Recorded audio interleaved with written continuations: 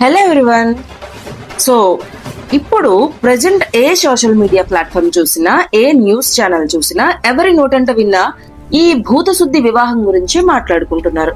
అయితే ఇదేదో క్షుద్ర పూజలు, తాంత్రిక పూజలు, భూతాల పూజలు అస్సలు అనుకోవద్దు. ఇదొక అత్యంత పవిత్రమైన వివాహ పద్ధతి. సో మన శామ్ రాజ్ ఈ భూత శుద్ధి పద్ధతిలోనే పెళ్లి చేసుకున్నారు. అది కూడా ఈషా ఫౌండేషన్ లో లింగభైరవి ఆలయంలో పెళ్లి చేసుకోవడంతో అసలేంటి ఈ భూతశుద్ధి పద్ధతి అని తెలుసుకునే పనిలో పడ్డారు. ఈ భూతశుద్ధి వివాహం అనేది యోగ సాంప్రదాయ విధానంలో వేలాది ఏళ్లుగా ఉంది.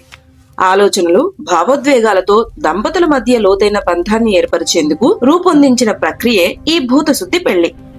లింగ భైరవి ఆలయాల్లో ఎంపిక చేసిన ప్రదేశాల్లో నిర్వహించే ఈ వివాహ క్రతువు వధూవరుల దేహాల్లోని పంచభూతాలను శుద్ధి చేస్తుంది.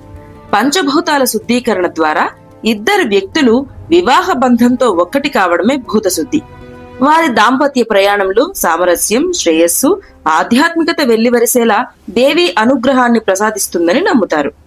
ఈషా ఫౌండేషన్ లో ఎక్కువగా ఈ పెళ్లిళ్లు చేస్తున్నారు. సో ఇదే పద్ధతిలో హిందీ బుల్లితెర జంట జియా మనేక్, వరుణ్ జైన్ ఈ ఏడాది ఆగస్టులోనే పెళ్లి చేసుకున్నారు.